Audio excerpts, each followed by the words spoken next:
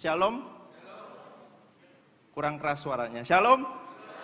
Woi, semangat luar biasa.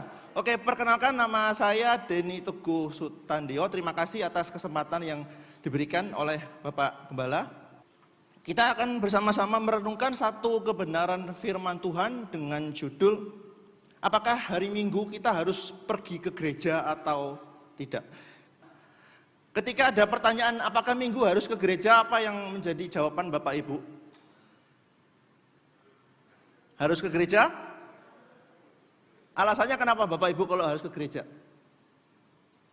Mungkin kita dulu waktu kecil gitu ya, kita mungkin masih imut-imut gitu, dipaksa oleh orang tua gitu. Ayo cepetan ke gereja. Kalau zaman dulu, zaman saya, zaman kerajaan Majapahit dulu, itu jam 8 ada film anak-anak apa? Ada yang masih ingat? Ya, itu berarti kalau sudah bisa jawab, berarti penikmatnya Doraemon gitu ya. Biasanya jam 8 ada Doraemon, kemudian dilanjutkan setengah 9 ada, oh nggak tahu. Oke, biasanya jam 9 ada Ninja Hattori gitu ya. Setengah 10 ada apa? Krayon Shinchan, saya hafal gitu ya. Ada lagi setelah itu, ya lama-lama kita nggak jadi merenungkan firman, malah jadi ini ya cerita film anak-anak. Zaman dulu kita dipaksa, waduh enak-enak lagi nonton Doraemon, kemudian nonton Shinchan gitu ya, nonton Ninja Hattori, disuruh ke gereja. Ya udahlah, daripada papa mama ini kan ngomel-ngomel terus bising, ya udahlah ke gereja. Jadi kita mikirnya kalau Minggu harus ke gereja. Atau mungkin ada alasan lain, kenapa Minggu harus ke gereja? Wah nanti ya kalau kamu enggak ke gereja, besok tokomu sepi. Wah gitu, ya udahlah ke gereja. Atau mungkin alasan lain apa? Sudahlah kalau enggak ke gereja nanti Pak Gembala nyariin, ditelepon. Sumpah, sudah nggak usah repot-repot lah, nanti diteleponi, dibesukin lagi satu-satu, ditanyain kenapa ndak ke gereja gitu, bangunnya telat kemarin habis nonton bola gitu, nggak ke gereja gitu. Banyak alasan kita menjawab pertanyaan ini. Minggu harus ke gereja? Oh mungkin ya harus ke gereja. Atau mungkin kita menjawabnya, oh ndak harus kok, zaman sekarang kan zamannya hybrid gitu ya, ada onsite, ada online. Nggak harus ke gereja, dalam arti datang bersekutu bersama di tempat gitu. Nggak harus. Lalu apa yang sebenarnya yang Alkitab ajarkan? Apakah kita harus pergi gereja atau tidak? Mari kita membuka Alkitab kita di dalam Injil Markus pasal yang kedua. Injil Markus pasal yang kedua. Injil Markus pasal yang kedua. Injil Markus itu di Perjanjian Lama atau Perjanjian Baru, sebelum Kejadian ya, karena ada daftar isi di situ. Injil Markus pasal yang kedua ayat yang ke-23 hingga ke-28. Injil Markus pasal yang kedua ayat 23 hingga ke-28. Ayatnya yang ganjil bisa dibacakan oleh para bapak, ayat yang genap dibacakan oleh para ibu. Jangan kebalik, ayat yang ganjil dibacakan oleh para bapak, ayat yang genap dibacakan oleh para ibu. Apakah sudah ketemu semua Bapak Ibu? Oke, Injil Markus pasal yang kedua ayat 23 sampai ke 28 dimulai dari para bapak. 1, 2, 3. Pada suatu kali pada hari Sabat, Yesus berjalan di ladang gandum, dan sementara berjalan murid-muridnya memetik bulir gandum.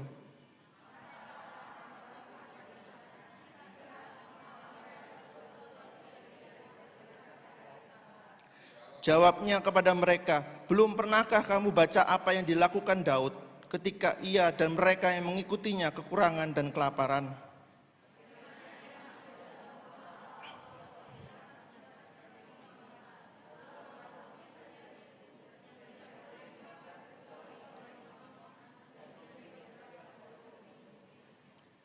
Lalu kata Yesus kepada mereka, hari Sabat diadakan untuk manusia dan bukan manusia untuk hari Sabat.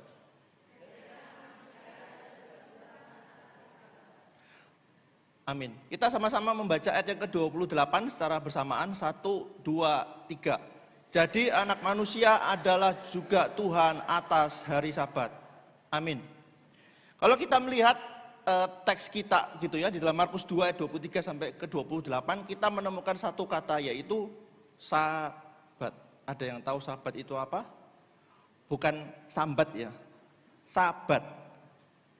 Ada yang pernah dengar kata ini sabat? Belum pernah ya. Oke, kalau kita melihat di dalam perjanjian lama di Keluaran 20, kita tahu itu perintah Tuhan.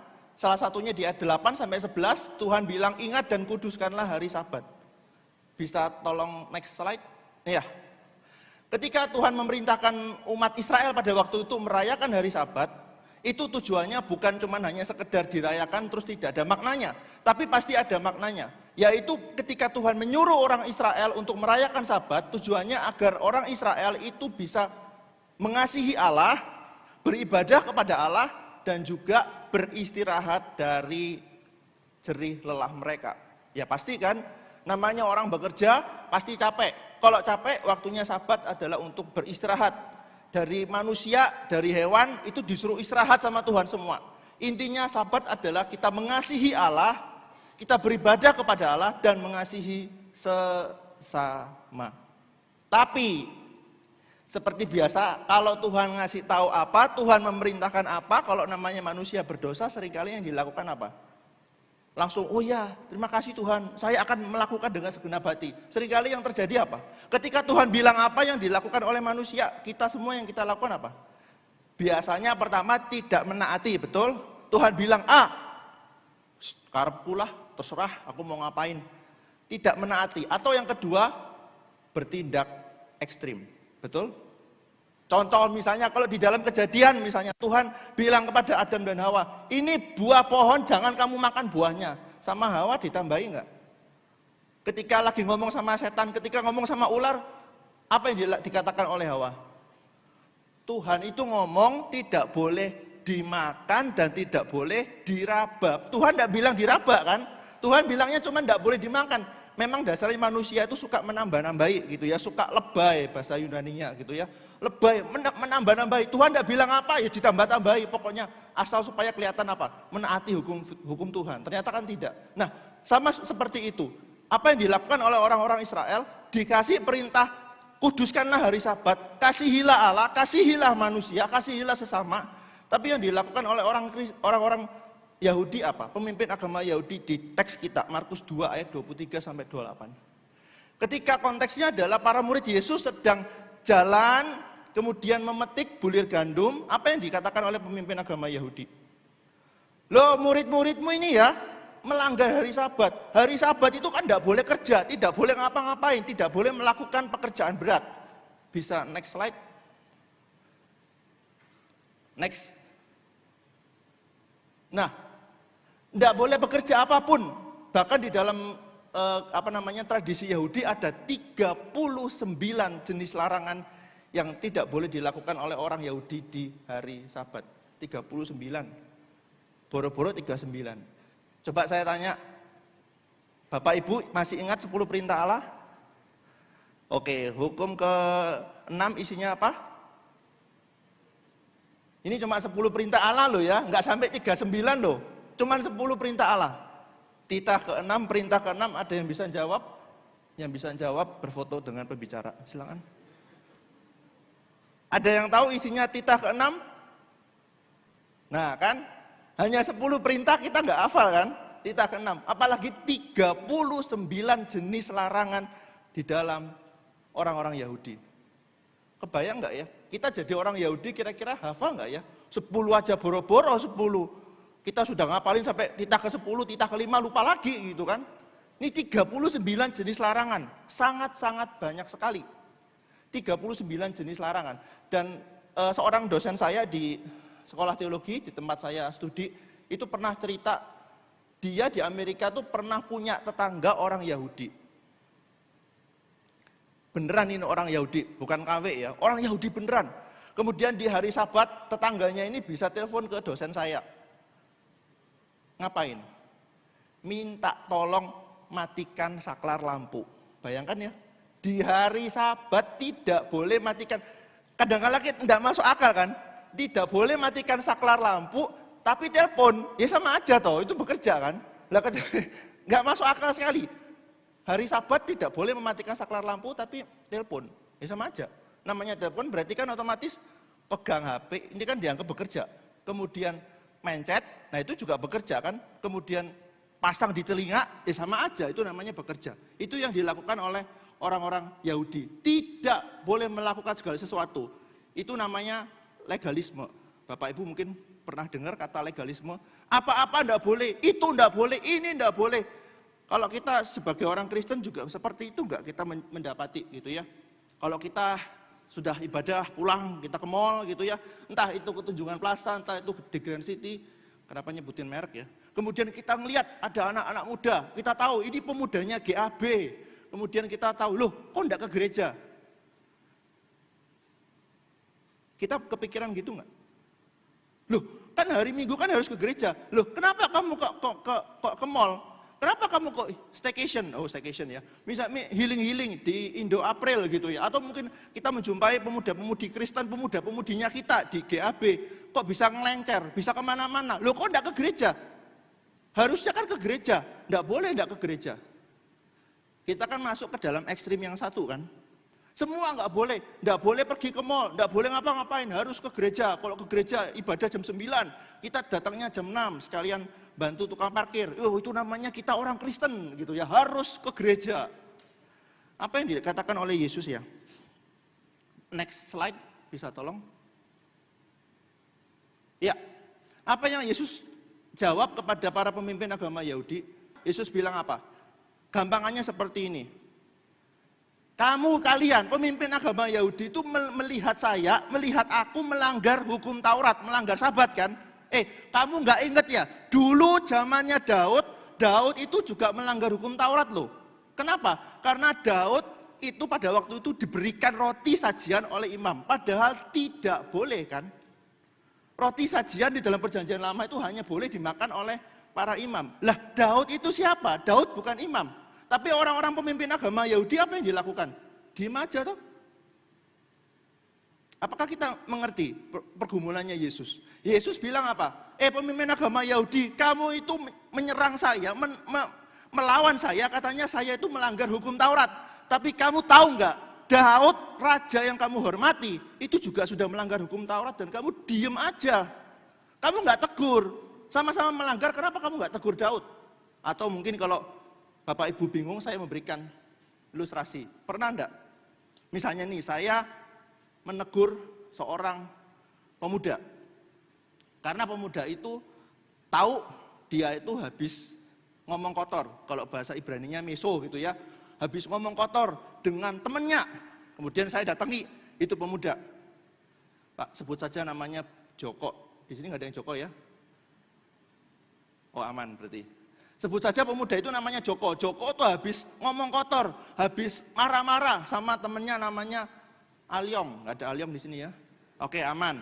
Joko habis ngomong-ngomong kotor, habis marah-marah sama Alyong. Kemudian saya mendatangi si Joko. Kok, kamu itu tahu enggak? Kamu itu enggak boleh marah-marah ya Alyong. Kira-kira konsisten enggak? Ketika saya menegur Joko, enggak boleh marah-marah, tapi nada suara saya marah enggak? Nah ya itulah maksudnya. Jadi yang Yesus inginkan apa? Kamu tuh katanya menegur, katanya bilang saya itu melanggar hukum Taurat. Kamu sendiri itu loh, Daud itu loh melanggar, tapi kamu diam aja. Itu ekstrim pertama. Lalu solusinya gimana? Apakah ekstrim kedua? Next slide, bisa tolong? Next slide. Nah, ekstrim kedua adalah apa-apa boleh. Yang satu, kalau minggu tuh harus ke gereja, enggak boleh nge-mall, enggak boleh apa. Harus ke gereja, harus baca Alkitab, harus renungan, harus saat teduh, harus memberikan persembahan, harus. Tapi ekstrim berikutnya adalah, gak apa-apa lah, sedikit-sedikit gitu ya. Kalau kita tanya ke seorang pemuda, kamu sudah ke gereja? Belum sih, gak apa-apa lah, cuman hari Minggu ini aja aku enggak ke gereja. Tapi pemuda yang sama ngomongnya setiap minggu, alasannya seperti itu kan sama aja gitu ya. Ngomongnya hari ini, saya enggak ke gereja kok karena ada keperluan misalnya. Ya kalau sekali nggak apa-apa, tapi kalau itu berkali-kali itu namanya bukan alasan, itu malas itu namanya.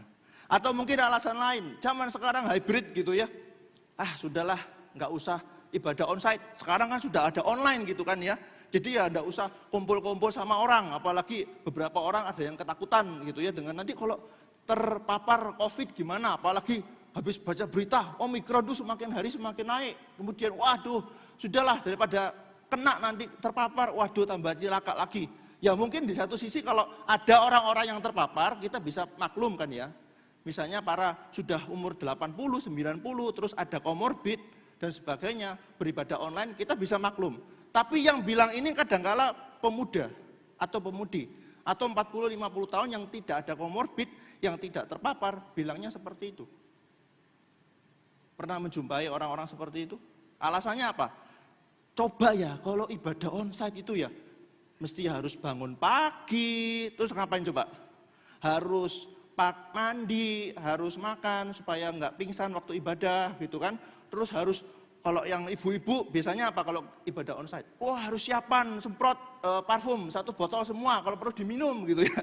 supaya wangi gitu ya. Terus kemudian apa? Perlu dandan, terus perlu keluarin mobil atau motor, terus atau mungkin jalan kaki dan sebagainya. Dan itu perlu waktu sampai di gereja, kemudian ketemu orang. Jangan-jangan di sebelahku ini meskipun sudah dikasih jarak seperti ini kan, mungkin sebelah-sebelahnya ini ada yang sudah terpapar. Waduh, ngeri banget. Sudahlah, enggak usah ke gereja. Enakan di rumah kan? Di rumah ngapain? Tinggal nyalain laptop atau nyalain HP, buka YouTube-nya GAB Miracle Center, kemudian pakai sandal jepit, pakai piyama, terus minum kopi, terus makan nasi atau makan roti, enak. Kalau tiba-tiba yang khotbah ngantuk, ganti channel. Gampang lah ibadah online itu sekarang gampang. Kalau nggak suka tinggal ganti channel gitu. Tapi ada komitmen enggak ya kalau gereja online seperti itu? Kalau disuruh pelayanan kira-kira mau enggak? Mesti ada alasannya kan?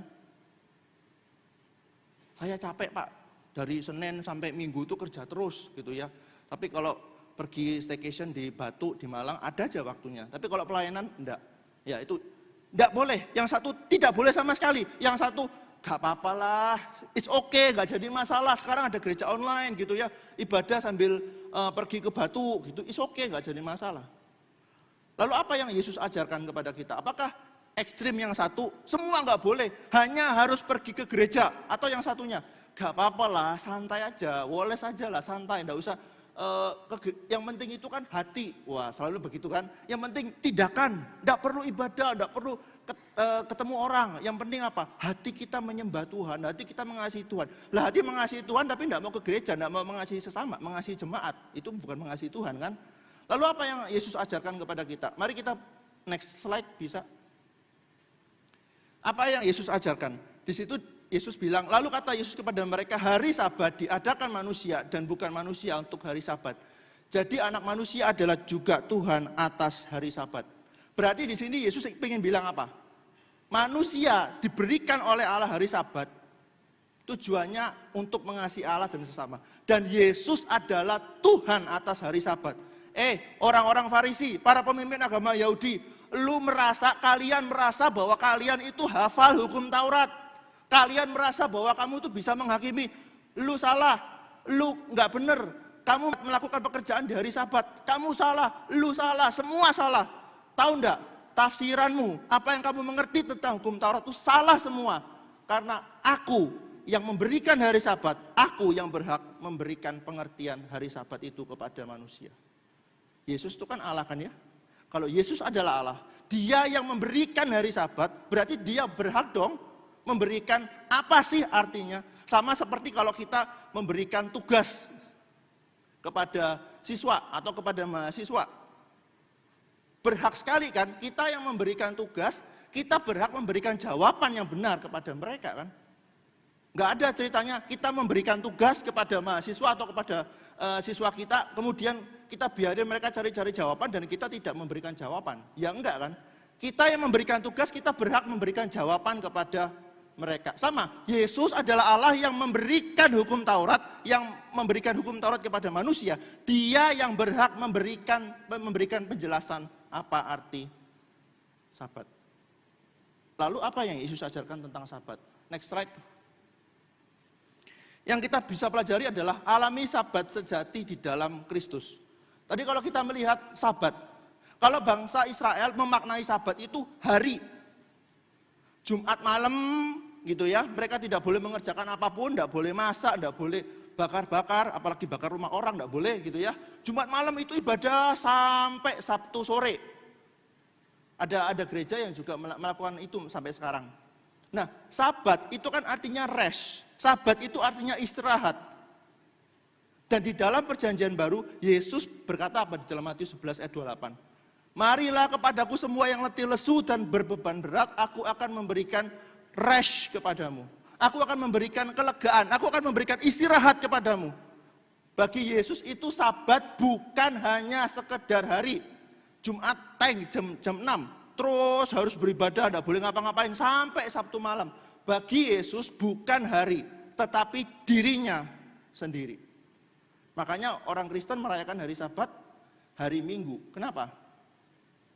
Karena di hari Minggu Yesus sudah bangkit. Sang istirahat sejati itu sudah bangkit, sudah memberikan kelegaan, sudah memberikan rest. Makanya yang kita harus lakukan adalah alami istirahat sejati di dalam Kristus.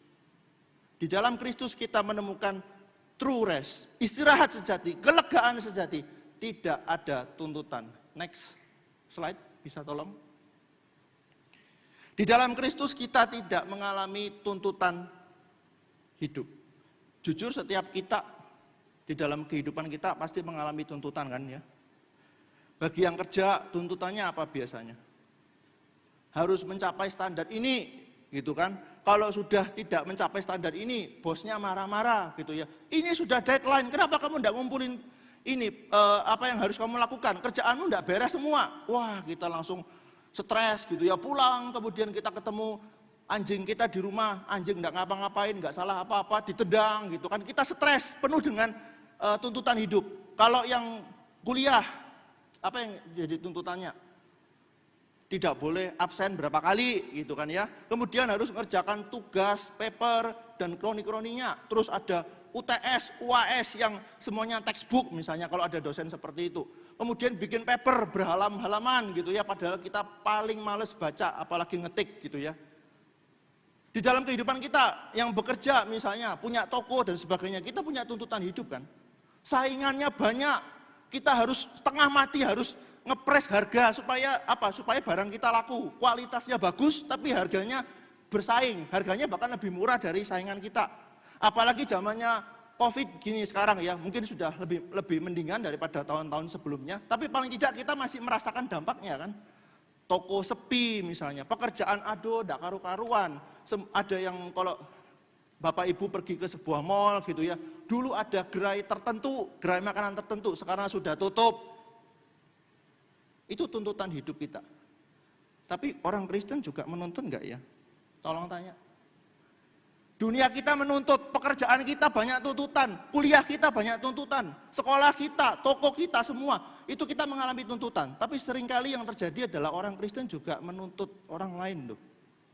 Ambil contoh misalnya, ini bukan di tempat ini ya, mungkin di tempat lain. Saya pernah dengar tuntutan dari pengurus gereja. Kalau di sini nggak ada ya, semua di sini alim-alim gitu ya.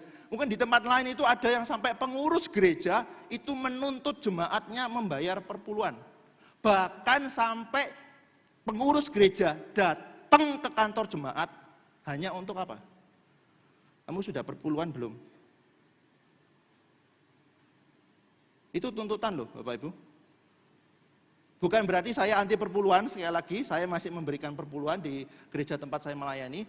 Tetapi kalau sampai ada pengurus atau hamba Tuhan sekalipun memberikan patokan, kamu harus memberikan perpuluhan dalam jumlah nominal tertentu. Kalau kamu tidak memberikan nominal tertentu, kamu nggak diberkati.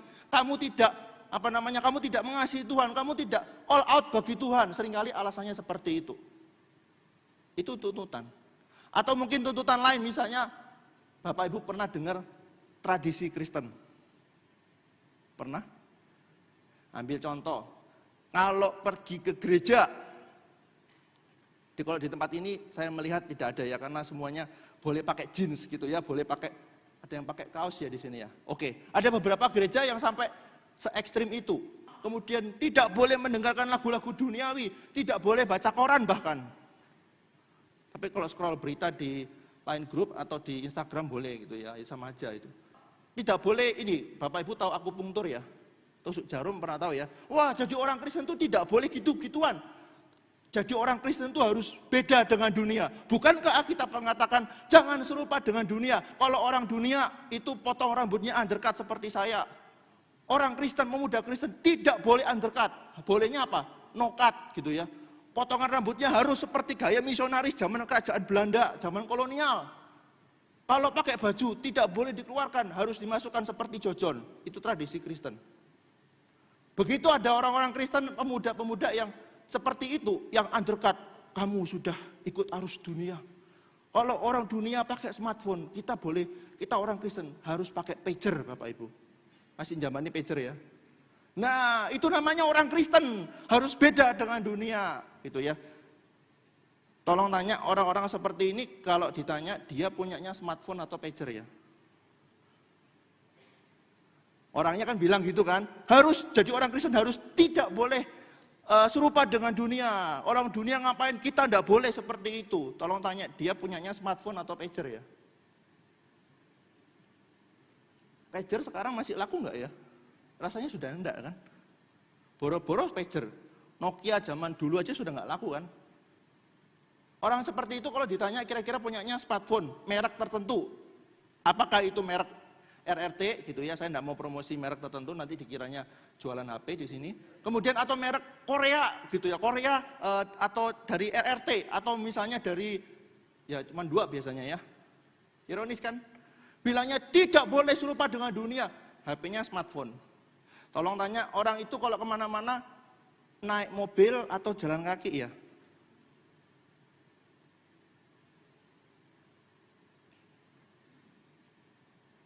Nah, kalau memang tidak boleh serupa dengan dunia, tidak boleh naik mobil dong, jalan kaki. Tapi kalau ditelusuri lagi, jalan kaki itu di mana?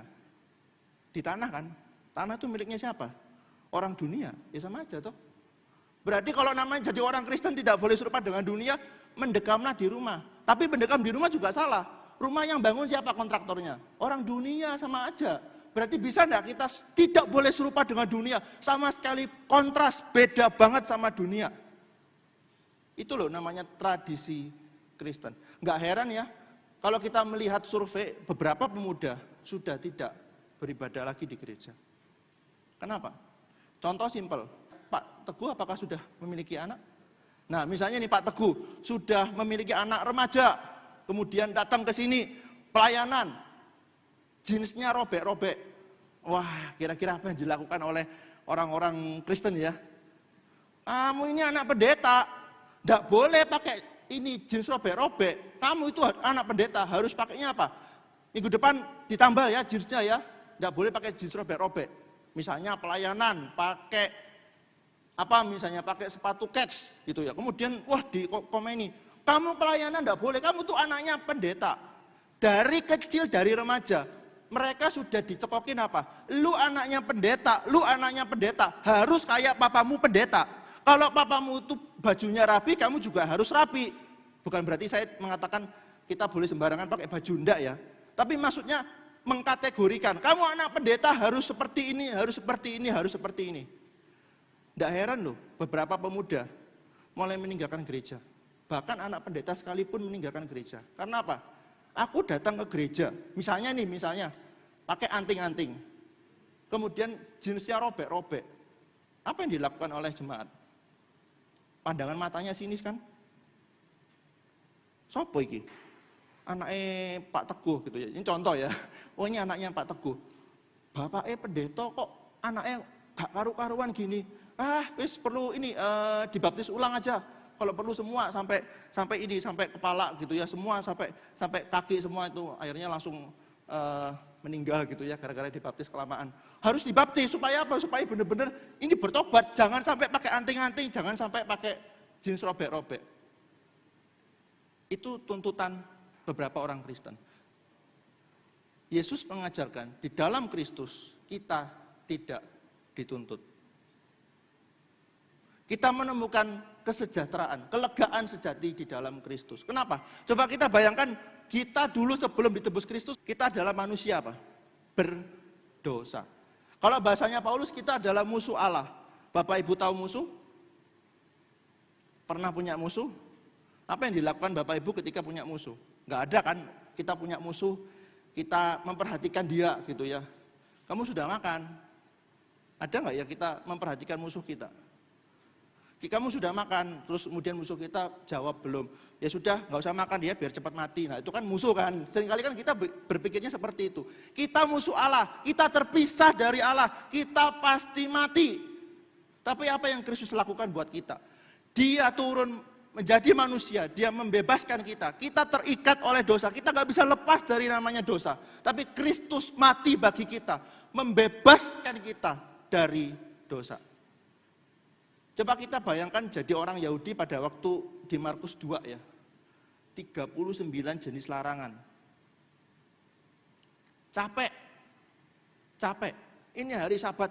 Aku mau melakukan ini boleh nggak ya?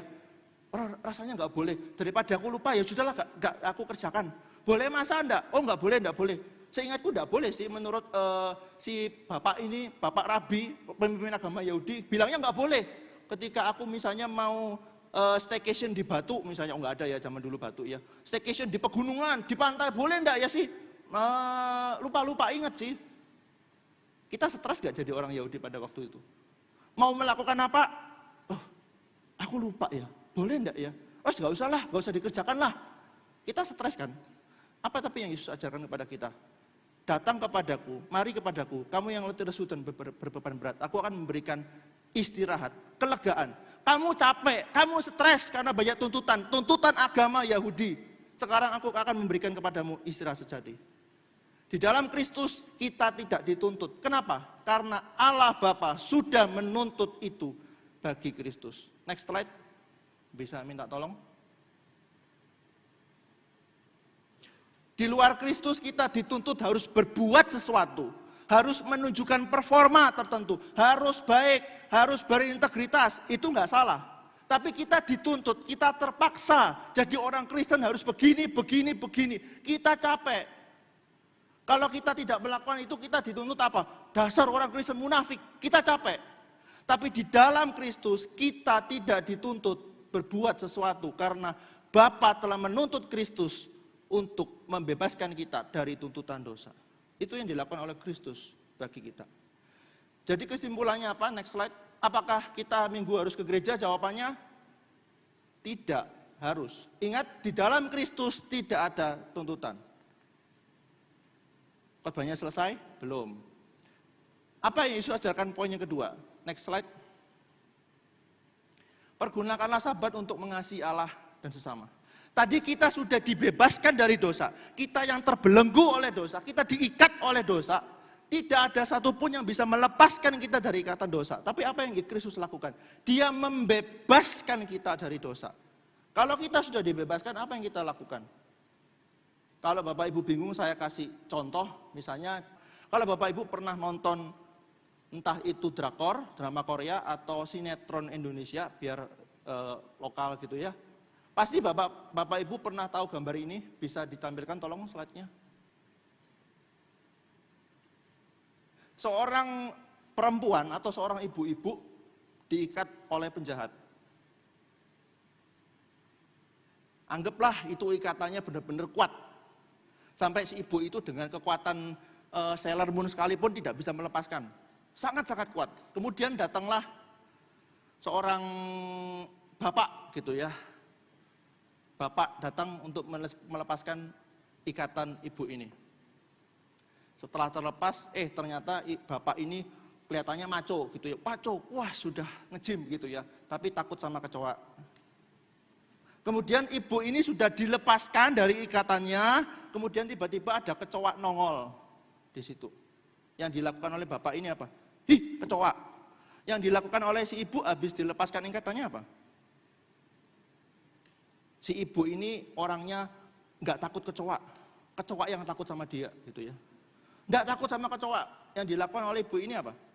Sudah dilepaskan sama si bapak dengan kekuatan ini, dengan kekuatan Satria Baja Hitam gitu ya. Kemudian ikatannya lepas semua. Apa yang dilakukan oleh si ibu? Si ibu ini nggak takut sama kecoa, si bapaknya takut kecoa.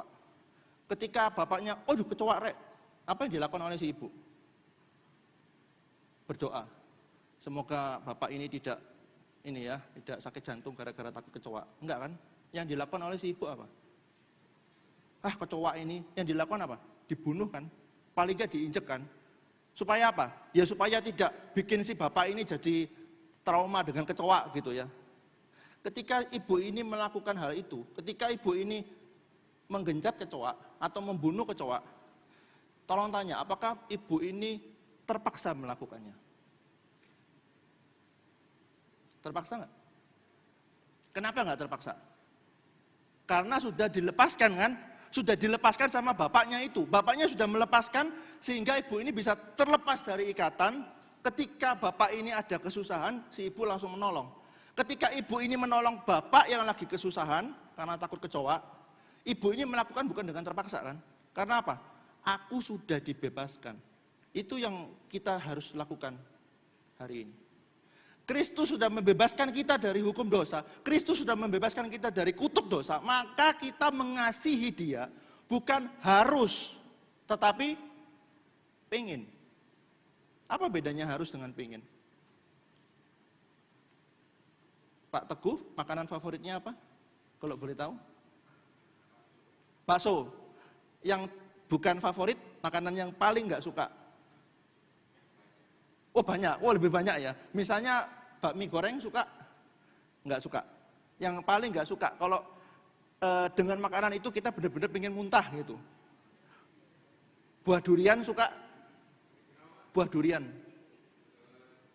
Nah sama berarti, kita satu spesies gitu ya. Sama-sama nggak suka durian. Bayangkan Pak Teguh diberikan buah durian sama istrinya. Dan istrinya bilang, makano yo. Apa yang dilakukan oleh Pak Teguh? Harus kan?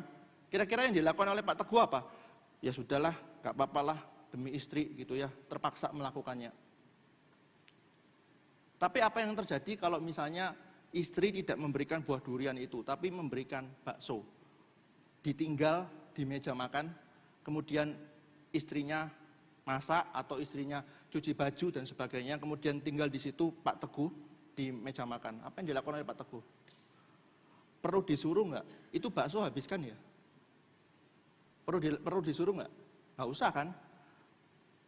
Istrinya Pak Teguh baru melangkah berapa langkah gitu ya dari meja makan, itu bakso sudah habis gitu ya bersama piringnya. Oh enggak ya? Piringnya masih ada. Mungkin sudah senang. Itu namanya orang kepengen kan? Orang kepengen itu makanan favoritnya itu loh, langsung diserbu sudah habis. Kalau durian, ya gara-gara istri ngasih ya sudahlah dihabiskan daripada dia ngomel aja seharian gitu kan. Udah tak habisin aja gitu ya. Sama duri-durinya tak habisan semua. Itu namanya harus. Tapi kalau kepengen itu dari hati kan ya.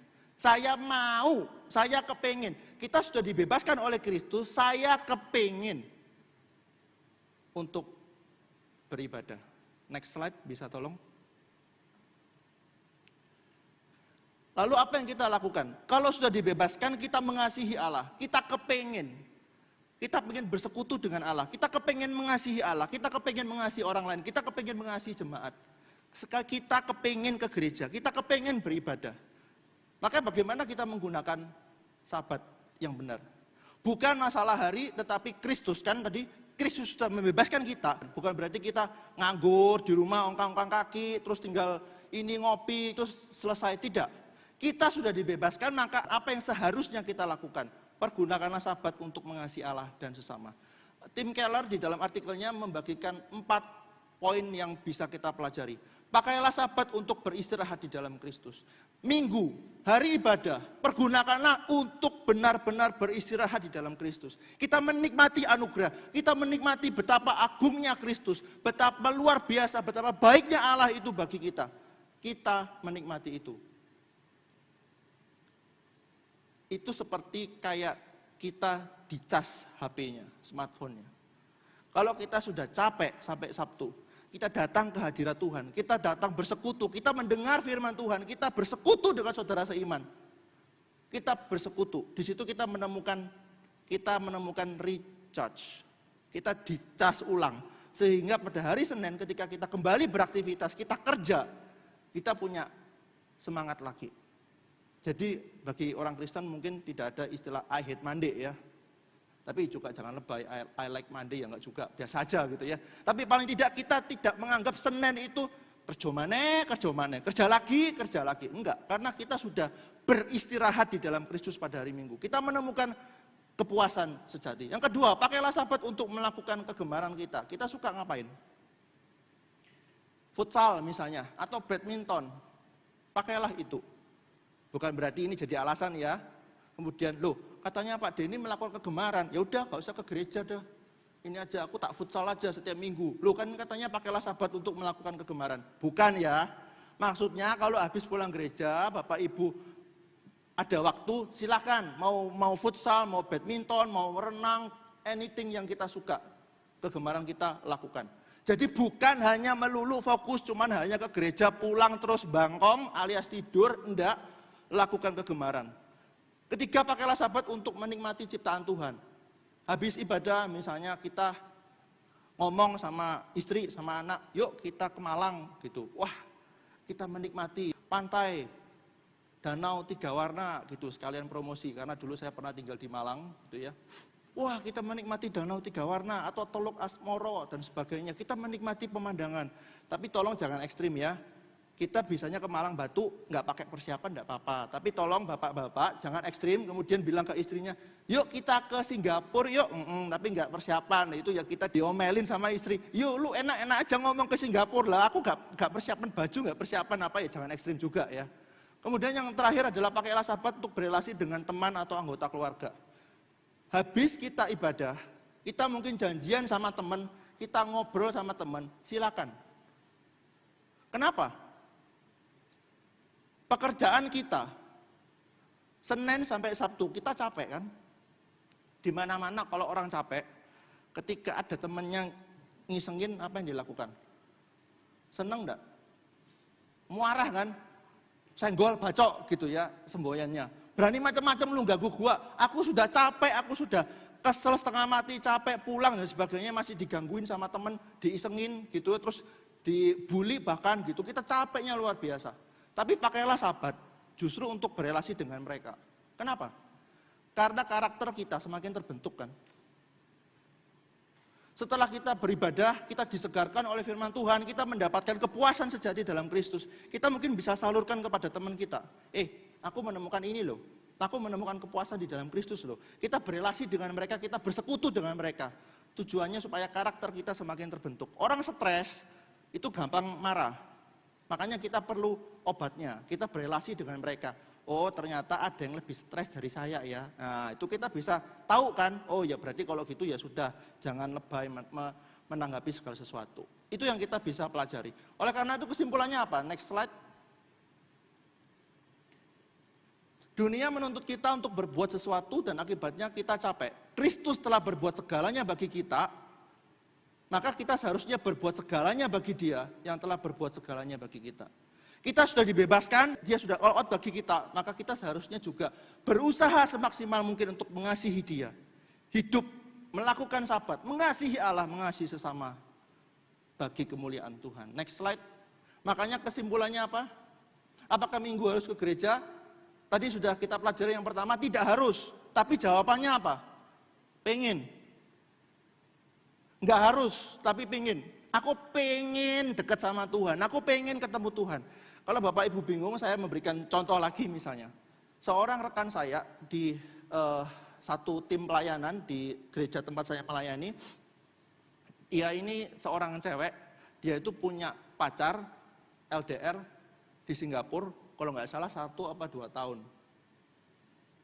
Namanya orang LDR, long distance relationship, yang dilakukan apa ya?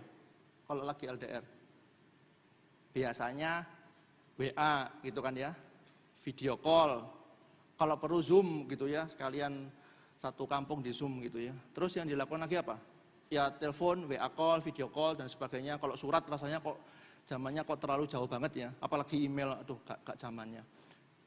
Apa yang dilakukan oleh teman saya ini ketika 1 tahun, 2 tahun sudah berlalu dan dia sudah di Singapura, dia akan bertemu dengan pacarnya, dia akan menuju ke Singapura, dia masuk, dia naik pesawat, dia menuju ke Singapura, dia harus karantina dan sebagainya. Tapi apa yang dia lakukan? Perasaannya dia gimana? Meskipun harus karantina 2 minggu misalnya di Singapura, yang dilakukan oleh yang dilakukan oleh teman saya apa? Mau ketemu dengan pacarnya. Seneng apa senep? Seneng apa sedih?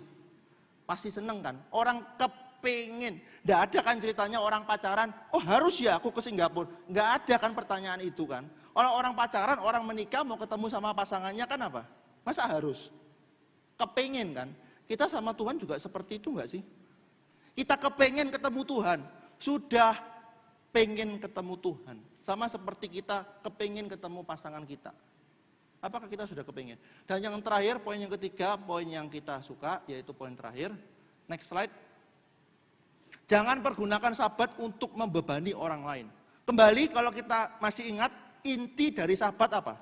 Mengasihi Allah dan sesama. Kalau intinya itu berarti yang penting adalah esensinya, bukan fenomenanya.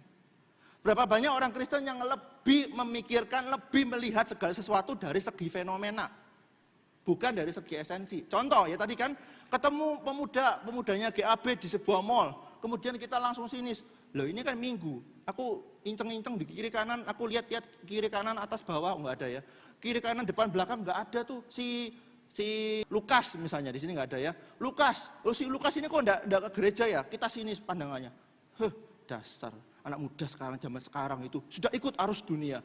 Fenomena kan yang dipentingkan kan. Inti sahabat apa? Hati kan. Daripada kita sibuk, daripada kita kepoin orang, daripada kita ngurusin orang, kita mendingan apa? Kita pernah mikir enggak? Daripada kita, sudah ke gereja belum? Sudah memberikan persembahan belum? Sudah baca Alkitab belum? Sudah saat teduh belum? Sudah melayani belum? Daripada kita sibuk menunjuk orang, sudahkah kita bertanya ke dalam hati kita? Aku sudah menjangkau dia bagi Kristus enggak ya? Itu lebih susah. Daripada cuma sekedar, kamu sudah saat teduh enggak? Oh saat teduh saya bolong-bolong seminggu 9 kali bolongnya. Itu enggak bolong, itu malas itu namanya. Sudah pelayanan enggak? Ya sesempatnya ya, gitu ya. Daripada kita bertanya itu, mending kita tanya, kita sudah menjangkau hatinya bagi Kristus enggak?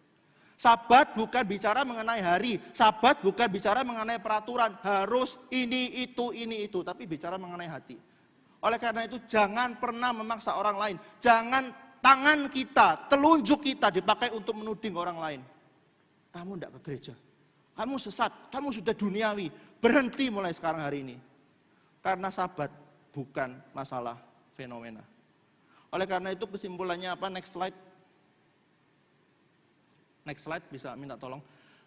Apakah Minggu harus ke gereja? Jawabannya adalah tidak, tapi kepingin. Tapi kita juga kepingin orang lain juga pingin menikmati Tuhan, sama seperti kita.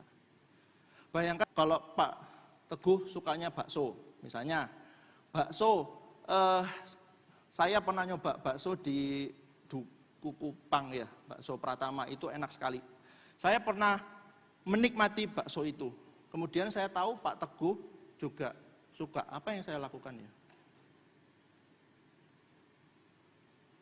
Saya kepingin banget bakso itu. Misalnya sudah seminggu 2 minggu enggak ngebakso. Tidak pergi ke bakso itu. Saya kan kepingin kan. Namanya orang kepingin kan enggak ada keharusan kan. Saya nyoba ke sana sama istri sama anak. Saya makan di situ. Kemudian saya ingat Pak Teguh itu suka bakso. Apa yang saya lakukan? Yang pertama adalah memoto baksonya dan mengirimkannya ke Pak Teguh biar ngiler. Ya enggak kan? Yang saya lakukan apa? Saya kepengen makan bakso.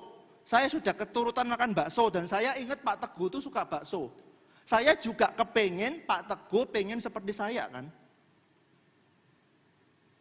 Saya pengen Pak Teguh itu juga kepengen seperti saya. Mungkin saya akan membelikan Pak Teguh itu bakso, saya bungkusin, saya gojekin atau grabin dan sebagainya dan kroni-kroninya supaya Pak Teguh itu juga kepingin. Wah enak ya ternyata baksonya. Kemudian Pak Teguh apa yang dilakukan Pak Teguh selanjutnya? Dia juga kepingin kan. Oh ternyata enak ya bakso Pratama misalnya, sekalian nyebut merek gitu ya. Kemudian oh ya di mana itu? Kemudian Pak Teguh tanya saya, di mana Pak Denny baksonya, oh itu loh di Duku Kupang, di daerah Kembang-Kembang yang jual bunga-bunga. Oh iya, nanti saya ke sana. Saya kepingin, saya mendorong, saya memberikan buat Pak Teguh, supaya apa? Pak Teguh juga pengen makan, kemudian kalau misalnya ada jemaat di sini juga suka bakso, Pak Teguh bisa sharing hal yang sama kan ya? Apakah kita juga seperti itu ketika kita berjumpa dengan Kristus? Bukan masalah harus ke gereja, nanti di absen sama Pak Teguh atau pengurus, bukan. Tapi masalah kita kepingin enggak ketemu Tuhan yang sudah membebaskan kita. Dan kita kepingin orang lain juga ketemu Tuhan yang membebaskan dia. Oke, itu yang menjadi perenungan buat kita. Apakah kita sudah benar-benar merasakan Kristus di dalam hidup kita? Pergunakanlah tangan kita, pergunakanlah mulut kita, bukan untuk menuding orang lain, menyesatkan orang lain, menganggap orang lain tidak rohani seperti kita. Mulai sekarang berhenti dan milikilah hati yang mau menjangkau mereka, menjangkau orang-orang yang kita anggap negatif, menjangkau mereka bagi Kristus supaya mereka juga mengalami sama seperti kita. Mari kita berdoa.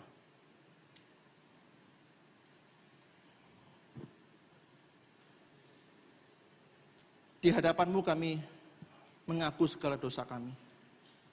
Kami mengaku bahwa kami terlalu banyak menuding orang lain. Kami menganggap diri sudah rohani, sudah Kristen, bahkan berpuluh-puluh tahun, beratus-ratus tahun kami sudah Kristen, bahkan dari kecil sekalipun. Kami menganggap kami sudah lebih hebat, bahkan setara dengan Tuhan.